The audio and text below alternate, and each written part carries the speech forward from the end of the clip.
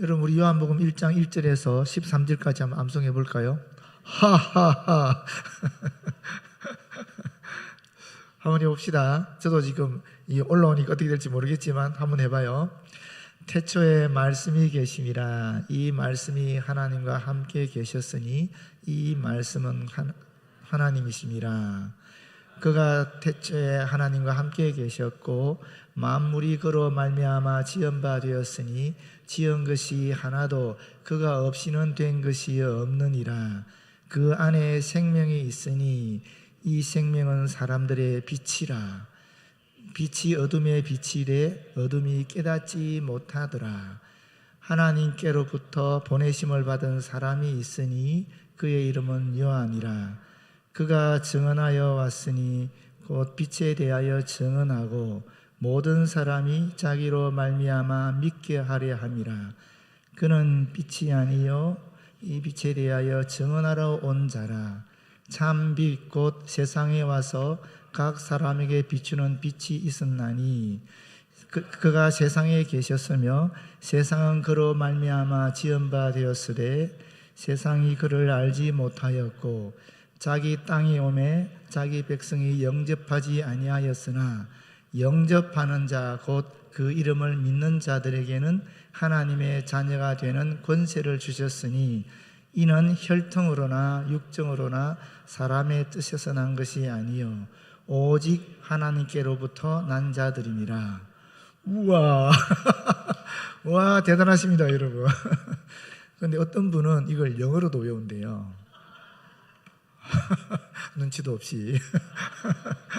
뭐 좋습니다. 그렇지 않습니까? 아침에 눈 딱 떴을 때 지금까지 우리가 암송했던 것을 쭉 머릿속으로 눈이 뜨자마자 하나님 말씀부터 쭉 암송하는 거죠. 막힐 때도 있겠죠. 그러나 의미는 통하잖아요. 그죠? 뭐 뒤에 뭐 있었나니 있으니 정말 힘들지 않습니까 이거? 그런 거 넘어가더라도 하나님 말씀을 눈 뜨자마자 우리가 우리 영어로 한다는 건 참 좋은 것 같아요. 암송한다는 것은. 그리고 눈 뜨고 나서는 어떻게 되겠습니까? 성경을 펴고 안 보고 했던 것이 맞는지 한번 확인해 봐야 되겠지요. 그리고 나서 오늘 읽은 본문을 또 우리가 외워야 되니까 눈 뜨고 봐야 되겠지요. 그렇게 하면 되지 않겠습니까? 여러분 또 다행히 이 1절부터 18절까지가 로고스 창가라고 해서 이 요한복음 전체에 굉장히 중요한 서론이거든요. 제가 얘기했잖아요. 고대인들에게 있어서는 중요한 것이 앞에 있다고 그랬잖아요. 그래서 이 요한복음 1장 1절부터 18절이 요한복음 전체에 있어서 아주 중요한 부분입니다. 근데 오늘 18절까지 하고 다음 한 주는 다른 분이 오셔서 설교를 하실 것입니다. 그러니까 한 주 있는 동안에 요한복음 1장 1절부터 18절까지 완전히 암송할 수 있도록 했으면 좋을 것 같아요. 네, 자 오늘의 말씀 보겠습니다. 오늘은 예수님의 신성을 증명하는 것이 사도 요한이 두 가지 방식으로 하고 있는데 먼저 첫 번째는 14절부터 나오는 말씀이죠. 14절 말씀이 바로 첫 번째 증명 방식인데 한번 보겠습니다. 말씀이 육신이 되어 우리 가운데 거하심에. 자, 여기 육신이란 말이 뭐죠? 육신. 여기서 말하는 육신은 우리가 몸이죠. 살감성. 이 살 발음이 잘 안 돼요. 이 살, 몸, 혈육을 가진 인간성, 혈통, 유형성, 육체적 제한성, 이 세상 생활, 이렇게 문맥에 따라 다양하게 번역할 수 있는 단어가 이 육신이라는 단어입니다. 그런데 이 육신이라는 말이 두 가지 의미를 가지고 있어요. 이 말씀이 된 것은 첫 번째는 뭐냐면 하나님의 아들이신 그리스도께서 우리와 똑같은 혈육을 가진 인간이 되셨다 하는 것이 하나고, 또 두 번째는 뭐냐면은 인간이 되었기 때문에 어떻게 됐겠습니까? 육체의 제한성, 육체적인 제한성이 따랐다라는 것입니다. 성경에 많이 나옵니다. 사실 마가복음 4장 38절에는 필요하셨다 하는 말씀이 나오고, 마태복음 21장 8절에는 시장하셨다 하는 말씀이 나오고, 또 요한복음 11장 35절에는 나사로의 죽음을 인해서 막 주변에 마리아를 펴서 다 울고 있으니까 슬퍼하는 모습을 보시면서 눈물을 흘렸다 하는 말씀이 나와요. 다시 말하면 예수님도 우리와 똑같은 연민과 사랑, 또 슬픔과 기쁨과 같은 그런 어떤 이 감정을 느끼셨다라는 것입니다. 우리가 똑같은 존재였다라는 거예요. 그런데 구별되는 것이 있죠. 다른 것이 또 두 가지가 있습니다. 뭡니까? 첫 번째는 죄가 없으시다라는 거예요. 히브리서 4장 15절에 분명히 말씀하고 있거든요. 똑같이 우리와 같은 모습으로 인간이 되셨는데 예수님은 죄가 없으신 분이다 하는 것입니다. 두 번째는 뭐냐면은 모든 일에 완전한 모범이 되신다라는 것입니다. 이 죄가 없으시다는 것과 모범이 되신다라는 것은 무슨 의미가 또 있겠어요? 결론적으로 얘기하면은 예수 그리스도만이 우리를 구원할 수 있는 분이시고 동시에 또 우리가 그분을 통해서 온전한 삶을 살아갈 수 있다라는 것을 가르쳐주고 있는 것입니다.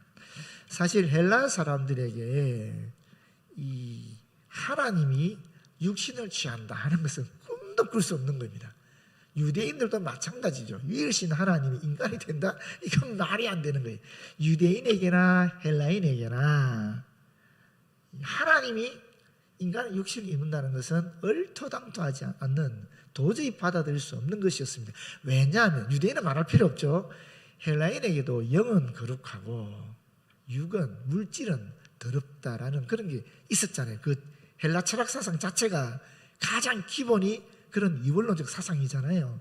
그런데 거룩한, 깨끗한, 순수한 그 영이 어떻게 더러운 물질인 육체를 입을 수 있겠느냐라는 거예요. 그건 불가능하다는 겁니다. 그런데 여기서 예수님이 인간이 되셨다 하는 것은 그 당시로서는 도저히 받아들일 수 없는 것이죠. 그렇기 때문에 초대교회에서는 이것을 어떻게 받아들인다면 이런 생각들이 있었다라는 겁니다. 하나님께서 인간이 되셨는데 진짜 되신 것이 아니라 인간이 되신 것처럼 보였다라는 거예요. 그게 가현설, 제가 많이 말씀드렸습니다. 가현설이라고 그래요. 가짜로 실제인 것처럼 나타나셨다. 근데 그게 초대교회에 스며들어 왔어요. 이해가 되니까 그렇게 얘기하니까. 그렇지 않습니까? 이해가 되잖아요. 지금 신천지가 스며들어온 이유 중에 가장 큰 이유가 무엇입니까? 이해된다라는 거예요, 성경이. 그런데 그 시대 사람들에게 있어서 이 가연설이 이해가 되는 거예요. 신은, 영은 거룩한 존재이고 육은, 인간은 더러운 존재인데 어떻게 하나님이 인간이 될 수 있겠느냐. 그거는 불가능하다. 그렇기 때문에 하나님이 인간이 되신 것이 아니라 인간이 되신 것처럼 보였다. 얼마나 설득력 있는 말이에요, 그 시대 사람들에게. 그래서 이 초대교회 그 당시에는 아직까지 어떤 교리적인 신앙 체계가 잡혀져 있지 않은 시대였는데 이런 생각들이 들어오기 시작한 겁니다. 이 생각을 막기 위해서 쓴 책이 요한복음이다 하는 말도 있습니다. 그래서 우리가 신학 그러잖아요. 그 신학이라는 이와 같은 것입니다. 잘못된 생각, 가연설 같은 잘못된 생각이 교회 안에 들어왔을 때 그거 아닙니다, 참은 이것입니다, 진리는 이것입니다 라고 가르쳐 준 것이 이 신학의 시작이었습니다. 자, 우리 가운데 거하시다, 이 말을 정확하게 번역하면 직역한다 그러죠. 지금 이거는 의역한 상태인데 정확하게 직역하면 이렇게 할 수 있습니다. 그는 우리 가운데 천막을 치셨다, 이렇게 얘기할 수 있어요. 단어 그대로 직역하면. 그런데 이 천막이 뭘까? 천막은 광야에서 하나님의 임재의 상징으로 세운 성막을 의미하는 것입니다. 구약적인 전통에 의하면은 그런 배경을 깔고 지금 이 말씀이 있다라고 볼 수 있겠습니다. 지상 성전인 이 성막이 하나님의 보좌의 천상에 있었던 그런 성전의 대응물이지 않았겠습니까? 그렇잖아요. 그래서 지성전도 있고 또 지성소도 있고 성소도 있고 또 뭐 이렇게 딱 나눠져 있는 것은 뭐냐면 이 지성소 안에는 하나님을 거하는 보좌가 있는 것이고 성소에는 사람들이, 천사들이 이렇게 이런 형태로 이 하늘에 있는 천상 성전이 이 땅의 지상 성전으로 하나님이 임재의 보좌의 상징으로 있는 것이기 때문에 이 말씀을 우리는 이렇게 볼 수 있는 것입니다. 천상의 말씀이 지상의 육신이 되었다 하는 것은 천상 성전, 곧 말씀이 이 지상 성전인 육신이 되어서 어떤 의미가 있겠어요? 하나님의 임재를 우리에게 알려주고 있다는 것입니다. 단순히 말씀이 육신이 되었다 하는 것이 하나님이 인간이 되었다는 의미가 있지만, 그것은 동시에 하나님의 지상 성전이 하나님의 천상 성전이 이 땅의 지상 성전으로 내려왔다라는 그런 구약적인 전통을 잇고 있다라는 것입니다. 여기 또 거하심에, 그러니까 우리는 거하심에 이게 현재형인지 과거형인지 표시가 나지 않지만 이것은 과거로 되어 있는 거거든요. 그러니까 한번 일시적으로 일어난 사건이라는 거죠. 예수님 이외에는 그 누구도 하나님이 신이 된 존재가 없다. 예수님이 2000년 전에 33년 동안 이 땅에 거하신, 33년인지 34년인지 정확하게 잘 모르지만 대략 33년 동안 거하신 그것이 단 한 번 유일하게 일어난 사건이지 그 뒤나 그 전에도 이런 사건은 없다라는 것을 정확하게 말해주고 있는 것입니다.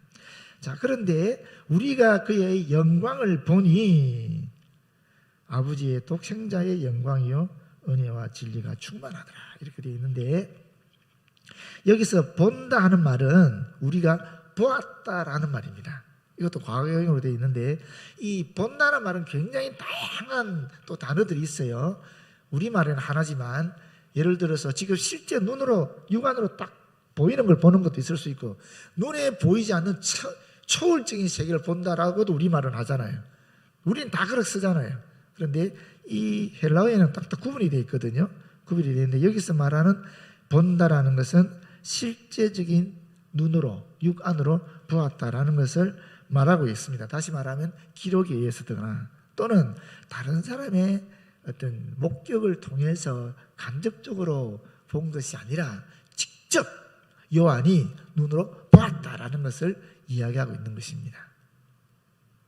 무엇을 보았다라는 겁니까? 하나님의 영광, 예수 그리스도의 영광을 보았다라는 거죠. 그죠? 근데 이 영광이 뭐냐면은, 여러분 영광이라 그러면 딱 떠오르는 뭐 이미지 같은 게 없습니까? 성막과 연결지어서 성막이 완성이 됐을 때 하나님의 영광이 드러났잖아요. 이 영광은 사실은 하나님의 임재를 담지하고 있는 거예요. 하나님 임재하셨을 때에 하나님의 영광이 드러나잖아요. 그래서 이 영광이라는 자체가 임재를 깔고 있다라고 보시면 됩니다. 그러니까 하나님의 말씀이 육신의 이 땅에 오신 것은 사실 하나님의 영광이죠. 왜? 하나님께서 이 땅에 임재하신 것이니까. 그런 의미가 여기 있다라는 것입니다. 그러니까 사실 성육신이라는 것이 하나님의 임재의 임마누엘의 가장 확실한 그런 증거이고, 또 하나님 임재의 절정이라고 볼 수 있는 거죠. 그 전에 하나님 임재라는 것은 어땠습니까? 성전에 있었잖아요. 그러면 성전에 다 찾아와야 되잖아요. 그런데 그냥 올 수 있습니까? 죄인인데 절대 안 되죠. 반드시 제사장을 통해서 제물을 바쳐서 내가 거룩하게 되어야 하나님 앞에 나올 수 있는 거예요. 그렇잖아요. 그런데 이제 예수 그리스도가 하나님의 임재의 영광이 되시면 어떻게 됩니까? 그 누구든지 이 지상 성전인 예수님에게 다가가기만 바로 하나님과 연결되어 버리는 거예요. 하나님 영광에 우리가 너무나 쉽게 어디서나 언제나 접근할 수 있는 거예요. 그 영광을 우리가 누릴 수 있다는 거예요. 하나님 임재를 경험할 수 있다는 거예요. 굉장한 종교적인 신앙적인 대전환을 이뤘다고 볼 수 있는 말씀이 바로 이 말씀이 육신이 되어 하는 성육신의 그 사건입니다. 아버지의 독생자라 그랬는데, 독생자라는 말은 우리가 너무나 잘 아는 말씀이죠. 그죠? 그런데 우리말의 번역이 조금 맞지는 않아요. 그러나 이미 우리는 이 독생자라는 것을 이렇게 받아들이고 있으니까 그냥 그대로 쓰고 있는데, 이 독생자는 오직 예수님을 지칭하는 데만 사용되고 있는 단어입니다. 그래서 사실 우리는 이 독생자를 유일한 아들 이렇게 일반적으로 번역할 수 있고, 또는 계시록 같은 데는 맏아들, 처음 나신 분 이렇게까지 번역이 되고 있어요. 그런데 사실 이 독생자라는 개념은 유래가 없는 존재라고, 유래가 없는 아들이라고도 볼 수 있습니다. 유래가 없었다는, 이전에도 없었고 이후에도 없는 유일한 그런 존재, 그런 아들이다, 이렇게 보시는 것이 좋겠습니다. 예수께서는 다른 어떤 존재도 갖지 못한 유일한 관계, 유래가 없었던 관계를 성부 하나님과 맺고 있다라는 것입니다. 그래서 어떻게 되겠습니까? 이건 무엇을 의미하는 것이겠습니까? 유래가 없는 유일한 관계, 하나님의 관계 속에서 예수님이 갖고 있다. 이건 단순히 인간이 아니라는 거죠. 하나님의 신성을 소유한 분이라는 거예요. 이 독생자라는 개념 자체가 우리가 얼핏 받아들일 때는 하나님의 유일하신 아들, 하나님이 하나밖에 없는 아들, 하나님의 독자, 이렇게 생각하기 쉬운데 맞지요. 그러나 그 이면에 깔려있는, 요한이 이 단어를 쓴 이유가 있느냐? 그것은 하나님과 친밀한 관계, 유래, 그 이전에도 없고 이후에도 없는, 정말 유래 없는 하나님과 친밀한 관계를 가진 유일하신 분이라는 거예요. 그것은 곧 예수께서 하나님의 신성을 담지하고 있는 분이다 하는 것을 나타내는 단어예요. 그래서 독생자의 영광이다, 이렇게 얘기하는 것입니다.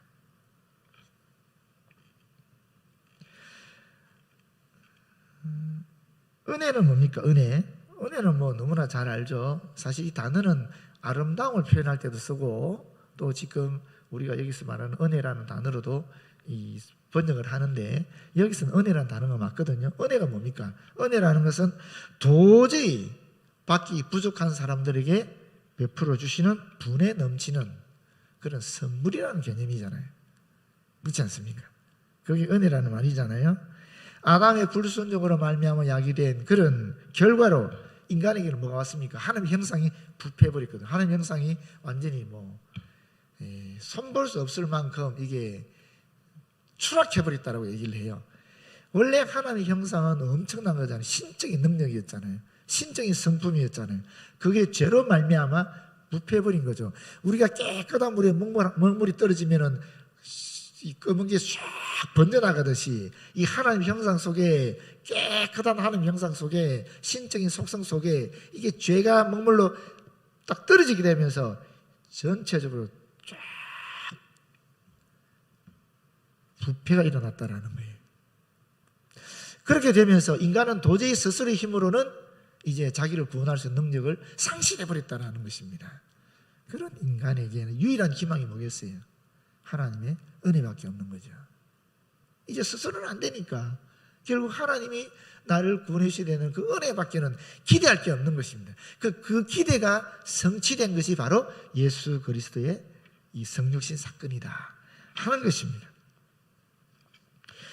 진리라는 말이 있죠. 진리는 참이다 하는 의미도 있지만 동시에 이것은 이 사상과 행위에 있어서 진실하다 하는 의미도 있고요. 또 겉모양뿐인 것에 반대되는 그런 실제를 가리킬 때도 사용되는 말입니다.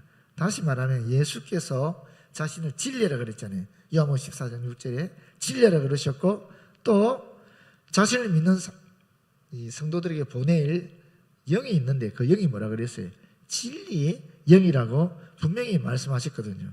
그러니까 이 진리라는 것이 결국 하나님의 본질인 것을 우리가 알 수 있게 되는 거지요. 그런데 유대인들은 여호와는 진리의 하나님이시다 하는 이 사실을 분명히 알고 있었습니다. 왜냐하면 시편 31편 5절에 이 말씀이 있거든요. 하나님은 진리의 하나님이시다. 그런데 예수께서 내가 진리다 그러면 무슨 뜻이겠어요? 이게 내가 하나님이다라는 뜻이에요. 우리는 진리라 그러면 뭐 다른 걸 생각하잖아요. 어떤 가르침 또는 이론 또는 뭐 이 세상을 이끌어가는 어떤 다스리는 어떤 이치 뭐 이렇게 생각하지 않습니까? 우리는 유교적인 사상 속에 있었기 때문에. 근데 유대인들에게는 진리 그럼 바로 하나님을 얘기하는 거예요. 근데 예수님이 내가 진리다 그랬으니까 예수님이 하나님이시다라는 것을 의미하고 있는 것입니다. 그래서 지금 여기서 다 그렇게 얘기하지 않습니까? 영광이라든지 또는 이 은혜라든지 또는 진리라는 이 말 전체가 다, 이 단어들이 다 뭘 의미하는가? 예수 그리스도가 하나님이시다라는 것을 증명하고 있는 것입니다. 요한이 계속 이걸 강조하고 있는 거예요. 왜 그렇습니까? 앞에서 말씀드렸잖아요. 헬라인들에게는 하나님이 인간이 됐다는 도저히 받을 수 없는 것이고, 유대인들에게도 진리는 하나님밖에 없는데 어떻게 인간이 하나님 될 수 있느냐, 이거 받아들일 수 없는 것인데도 불구하고 요한은 예수께서 바로 하나님이시다, 내가 직접 눈으로 봤다, 그분에게 임하신 영광을 봤다, 내가 직접 눈으로 봤다라고 얘기하고 있는 것입니다. 내가 직접 눈으로 봤다라는 것보다 더 큰 증명은 사실 없는 거죠. 그렇지 않습니까? 자, 그리고 여기 은혜와 진리라는 말을 조금 더 보면 좋을 것 같은데, 이 은혜와 진리라는 말은 곧 뭐냐면은 은혜가 곧 진리다라는 의미입니다. 한번 생각해 보십시오. 은혜와 진리, 은혜가 진리입니다. 하나님의 은혜가 무엇입니까? 진리라는 거. 진리가 무엇입니까? 예수 그리스도이잖아요. 그러니까 하나님의 은혜는 곧 예수 그리스도이시죠. 그래서 은혜와 진리는 같다라는 거예요. 이 헬라적 사고나 유대인들 사고에 보게 되면 이런 게 많이 있습니다. 하여튼 말을 병행시키면은 그게 서로를 강조하는 용법이 되는 거예요. 같은 말이게 볼 수도 있고. 하여튼 여기서 지금 말씀하시는 이런 겁니다. 하늘에서 땅으로가 은혜입니다. 하나님이 인간이 되는 게, 하나님께서 인간으로 오는 게 은혜이고 선물인데, 반대로 땅에서 하늘로 가는 것은 율법이거든요. 행위이고. 그런데 여기서 예수님이 오심은, 성육심은 하늘에서 땅으로라는 은혜 개념에 가장 잘 맞는 말이라고 볼 수 있겠습니다. 그래서 성육신이 곧 복음이고 은혜이고, 성육신의 복음의 끝자락, 가장 낮은 자리는 십자가가 되는 것이고, 또 십자가의 복음이 은혜의 절정이 된다라고 이렇게 얘기하는 분도 있어요. 이걸 구약적으로 설명하면 더 쉽습니다. 보십시오. 구약으로 설명하면 십계명을 지키면 거룩한 백성으로 삼겠다, 이게 뭐죠? 율법이잖아요. 그렇죠? 그렇지 않습니까? 근데 지금 신약에서는 거꾸로 된 거예요. 지금 여기서 말하는 은혜와 진리는 거꾸로 됐는데, 어떻게 거꾸로 됐느냐면은 먼저 내가 너희를 내 백성으로 삼겠다, 그러니 너희들은 내 계명인 십계명을 지켜라, 이렇게 되는 거예요. 그래서 은혜 위에 은혜를 하는 말도 나오지요. 그 뒤에 설명이 되겠지만, 이 은혜 위에 은혜라는 말이 무슨 뜻이냐면은 앞에 있는 은혜는 율법이에요. 뒤에 있는 은혜는 복음입니다. 그래서 하나님이 우리에게, 이스라엘 백성에게, 하나님 백성에게 뭘 주셨어요? 은혜로 율법을 주신 거예요. 그런데 그 뒤에 이 은혜 위에 은혜인 복음을 주셨다라는 거예요. 그게 예수 그리스도라는 거죠. 그래서 은혜의 은혜라는 것은 구약의 율법도 은혜이고, 그 뒤에 오신 복음인 예수 그리스도 은혜 위에 은혜가 된다, 이렇게 보시는 게 좋습니다. 자, 그러면 하나 더 말씀드릴 게 있습니다. 여기 예수님이 하나님이라는 사실이 우리에게 주는 실제적인 의미가 무엇인가 하는 것입니다. 예수님이 하나님이다, 거기에 어떤 의미가 있는가 하면은, 제사 제도를 보시게 되면 예수님이 제사 제도를 폐해버렸잖아요. 제사장을 통해서 드려지는 구약 제사를 통해서 하나님은 사람들의 접근을 철저하게 제한하셨는데, 이제는 앞에서 말씀드린 것처럼 이제는 예수님이 하나님 되셨기 때문에 하나님께 가면 바로, 예수님께 가면 바로 하나님께 가는 게 되는 거예요. 그게 예수께서 하나님이시라는 그런 사실을 우리에게 주는 실제적인 의미입니다. 실제로 예수님이 하나님이시니까 일이 가능한 거예요. 만약에 그렇지 않다면 우리는 다시 또 제사를 지내야 되는 거죠. 두 번째 예수의 신성 증명인데 15절부터 나오는 겁니다. 요한이 그에 대하여 증언하여 이르되, 외쳐 이르되, 내가 전에 말하기를 내 뒤에 오시는 이가 나보다 앞선 것은 나보다 먼저 계심이라 한 것이 이 사람을 가리킴이 아니라, 이렇게 되어 있는데, 여기서 여러분, 요한은 사실 예수님보다 몇 개월 일찍 왔죠? 이 땅에 6개월 먼저 태어난 사람입니다. 뿐만 아니라 하나님의 사역도 먼저 한 선배입니다. 그렇죠? 그렇기 때문에 사실은 요한이 먼저 온 사람이에요. 근데 요한이 자기가 먼저 태어났고 사역도 먼저 시작했음에도 불구하고 예수님이 먼저 계신 분이라고 하는 이유가 어디 있느냐? 그것은 예수님은 여기 보시면 먼저 계심이라는 말 있죠. 이 먼저 계심이라는 의미가 아주 독특한 의미예요. 이 말이 어떤 의미냐면은 이 에고 에임이라는 말 들어보세요. 나는 선한 목자다. 나는 뭐 떡이다. 생명의 떡이다 하는 그 말씀 있잖아요. 그거는 영원한 현재라 그러거든요. 영원한 현재. 나는 스스로 있는 자다. 딱 영원한 현재거든요. 여기서 말하는 계시다는 말이 그런 의미입니다. 영원 전부터 이미 계신 분이라는 거예요. 영원 전부터 계셨고, 우리 1장에 말했잖아요. 1절에 말했잖아요. 태초에 말씀이 계시네. 이 태초는 영원 전이라, 영원을 의미한다 그랬잖아요. 창조 이전의 시간. 그러니까 이 말씀은, 지금 계시다는 말씀은 1절의 말씀과 연결해서 봐야 제대로 파악할 수 있는 거예요. 단지 6개월 먼저 태어난 이런 개념이 아니에요. 이 땅이, 이 시간이 창조되기 이전부터 영원히 계신 분이다. 다시 말하면 선지하신 분이다. 그리스도의 선지성을 얘기하는, 이것은 하나님이시다는 뜻입니다. 예수님이 하나님이시라는 거예요. 영원부터 존재하는 분이 되니까 스스로 있다라는 말 누가 쓸 수 있어요? 아무도 못 쓰죠. 하나님만 쓸 수 있는 건데 지금 이 말을 예수님에게 쓰고 있잖아요. 세례 요한이. 그래서 세례 요한 입으로, 그 당시 사람들이 세례 요한을 그렇게 많이 존경하고 또 많이 따랐는데 세례 요한 스스로 예수님에 대해서 나보다 먼저 계신 영원하신 하나님이셨다라고 세례 요한이 증언했다라는 거예요. 그렇기 때문에 예수님은 하나님이셨다 하는 것을 다시 한번 강조하고 있는 것입니다. 자, 16절은 지금 제가 말씀드렸죠. 우리가 누리게 되는 은혜의 원천이 그리스도에 충만합니다. 그리스도는 은혜와 진리가 결코 마르지 않는 생과 같아서 우리의 생의 갈증을 언제든지 충족시켜 주신다. 그래서 주께서는 목마른 자들을 향하여 내게로 와서 마시라라고 요한복음 7장 37절에 말하고 있습니다. 17절 보시게 되면 은혜의 은혜라는 말을 더 구체적으로 설명해 주고 있어요. 그죠? 율법은 모세로 말미암아, 율법은 인간이 매개체가 되어서 주어진 것이지만 은혜와 진리는 예수 그리스도로 말미암아 온 것이다. 여기서 온 것이다 하는 말은 발생하다, 태어나다라는 뜻입니다. 기원을 얘기하는 것이거든요. 은혜와 진리는 하나님이신 그리스도를 통하여 직접적으로 발생한 것인 반면에 율법은 인간 모세를 매개로 해서 주어진 것이다라는 이야기를 하고 있는 것입니다. 그런데 예수 그리스도의 말을 요한복음에서는 17절에 처음 이야기하고 있습니다. 처음으로 그전에는 생명이다, 빛이다, 말씀이다 이렇게 얘기했는데 이 17절에 비로소 예수 그리스도를 이야기하고 있는 것입니다. 보십시오. 그렇지 않습니까? 모세는 말씀의 대언자였죠. 그렇죠. 말씀의 대언자였잖아요. 예언자로서 대언자지 않았습니까? 그런데 예수님은 어떤 분입니까? 말씀 그 자체인 거죠. 본래 18절입니다.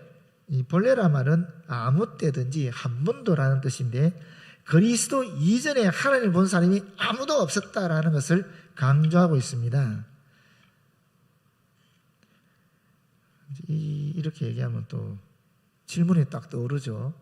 어떤 질문이 떠오르냐면 하나님께서 노아에게 말씀하셨고 아브라함에게는 친구처럼 다정하게 하셨고 모세와는 대면해서 말씀하셨는데 아무 때든지 그분을 본 사람이 없다. 이 말은 좀 이상하지 않느냐라고 볼 수 있는데, 그런데 앞에서 말한 노아나 모세나 아브라함 같은 경우에는 사실 하나님의 완전한 실체를 보지는 못했거든요. 안 그렇습니까? 부분 중의 환상이라든지 어떤 영광의 상징을 본 거죠. 모세도 사실 또 뒷자락을 봤잖아요. 하나님의 뒷모습, 뒷자락. 그것만 봤지 실체를 못 봤거든요. 그래서 이 얘기를 하는 것입니다.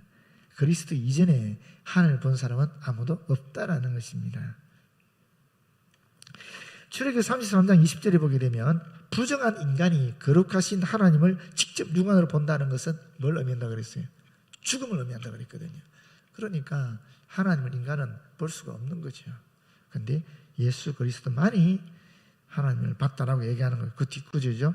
하나님을 본 사람이 없으되 아버지 품속에 있는 독생하신 하나님이 나타내셨느니라. 그러니까 여기서 하나님을 본 사람을 봤다라는 것은 14절에 나오는 보았다라는 말과 또 다른 단어예요. 단어 자체가 달라요. 우리말은 같은데 앞서 말했잖아요. 14절에 보았다라는 말은 인간의 눈으로 직접 본 것을 말한다면, 이 뒤에서 말하는 이 18절에 보았다라는 말은 이것은 영적인 어떤 지적인 이런 본 깨달음 이런 거로 설명할 수 있는 말입니다. 만남을 전제로 한 그런 의미를 갖고 있습니다. 하나님께서는 성자를 통해서만 그 자신을 전적으로 계시하기 때문에 모든 사람은 예수 그리스도를 통하지 않고서는 하나님을 실제 만나거나 심적으로 또는 영적 지각을 통해서 하나님의 본질에 접근하기가 불가능하다는 의미가 바로 이 문장 속에 있는 것입니다. 아버지 품속에 있다. 무슨 말이겠습니까? 하나님과 성부 하나님과 끊을래야 끊을 수 없는 그런 친밀한 관계 속에 있는 분이 바로 예수 그리스도다, 성자 예수이다라는 이야기를 하고 있는 것입니다. 그래서 창세 이후에는 하나님을 본 사람이 하나도 없습니다. 그분이 사람들 가운데서 자신을 나타내시기는 했지만 그분의 임재를 깨달은 것과 또 그분의 메시지를 들은 것이 고작이었다라는 것입니다. 그런데 이제 예수께서 이 땅에 오심으로 말미암아 사정이 달라진 것입니다. 인간이 하나님의 본질에 더 가까이 접근할 수 있는 길이 열렸다라는 것입니다.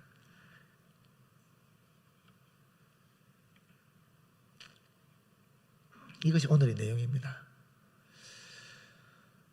분명한 것은 뭐냐면 이걸 보통 우리가 로고스 기독론이라 그러기도 해요. 신학적으로는 이 로고스라는 것이 말씀이잖아요, 그죠?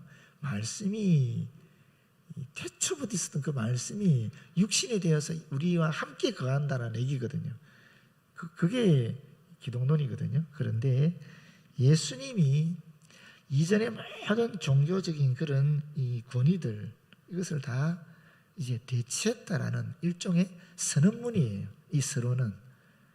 그래서 그 이전의 종교적 권위가 뭐겠어요? 모세 또는 오경 또는 조상들 또는 성전, 이 제사들 이런 것들이 이런 모든 종교적인 행위들을 다 예수님이 완전히 대체해버렸다는 것입니다. 그래서 하나님, 모세, 옛 이스라엘 이 구도가 어떻게 됩니까? 하나님, 예수, 새 이스라엘, 바로 영적 이스라엘, 저와 여러분으로 완전히 이 구도가 바뀌어버린 것을 이야기하고 있는 것입니다. 그래서 이 1장 1절부터 18절까지가 우리가 볼 때는 그냥 쑥 지나갈 수 있는 말씀이지만 이 말씀에는 엄청난 의미를 담고 있는 겁니다.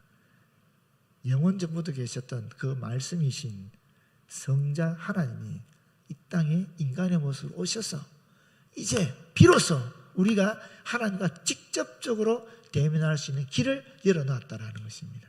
그전에는 소수의 사람들, 제사장이라든지 선지자라든지 특별히 택감받은 소수의 사람들이 지정된 장소에서 제사를 지내야만 비로소 이 하나님과 어떻게 하나님께 접근할 수 있지만 이제는 예수 그리스도를 통해서 누구든지 어디서든지 언제든지 하나님의 본질에 직접적으로 만나고 접촉할 수 있게 됐다라는 것을 이야기하고 있는 것입니다. 이 대선언문입니다. 요한복음 1장 1절에 18절 말씀이 요한복음 전체를 다 이야기하는 서론이자 선언이라고 볼 수 있습니다. 이제 세상이 뒤바뀌었다. 패러다임 시프트라는 말 하잖아요. 완전히 신앙의 체계가 완전히 뒤집어졌다. 새로운 신앙이 왔다. 새로운 신앙의 시대가 왔다. 이것을 선언해버리는 것입니다. 선포하는 것입니다. 우리는 이런 시대를 살고 있습니다. 제가 결론적으로 한 가지만 말씀드리겠는데 어제 대덕련에서 그 김권능 목사님 오셔가지고 말씀을 해주셨어요. 그런데 제가 되게 감동을 받았고 한편으로 되게 안타까움을 느꼈습니다. 왜냐하면 이분이 그 탈북을 2번 하셨고 또 탈북해서 탈북자를 돕는 사역을 오랫동안 하시다가 잡힌 거예요. 그리고 중국 감옥에 들어가서 장춘에서 10년 감옥 생활을 했는데 그 다음에 북송되기 직전에 정말 도문 그 다리를 건너기 국경, 그 국경 건너면 끝인데 국경 건너기 직전에 국경이 막혀가지고 못 건너다 가면 들어가면 죽는 거였는데 건너지를 못했어요. 왜 건너지 못했느냐? 10시 반쯤 도착했으면 건넜는데 그날 날이 너무 추워가지고 길이 안 좋아서 빙판길 이래 돼가지고 12시 반에 도착했다나 11시 반에 도착했다나 그 도착하는 바람에 못 건너간 거예요. 중국에서 10년 감옥생활, 12년 감옥생활을 해야 되는데 10년 감옥생활 한 거예요. 그러다가 12년 감옥생활 해야 되는데 워낙 모범수로 살아가 땡기진 거예요. 이게 땡기가 10년 만에 나온 거예요. 감옥에서 나오면 어떻게 되느냐? 바로 북송이에요. 강제 북송이에요. 북한 가면 죽는 거예요. 그런데 딱 들어가기 직전에 막힌 거예요. 국경이. 왜 막혔나? 김정일이 그때 죽었대요. 너무 놀랍지 않습니까, 여러분? 너무 많은 사건들이 있는데 그 모든 사건들이 다 합해져가지고 이분이 못 들어간 거예요. 단 하나라도 만약에 날씨가 좋아서 차가 빨리 왔었으면 그냥 넘어갔을 거예요. 근데 날씨가 안 좋아서 빙판길이 되는 바람에 늦어져서 온 것 때문에 국경이 막히게 되고 김정일이 죽는 바람에 못 들어간 거예요. 하여튼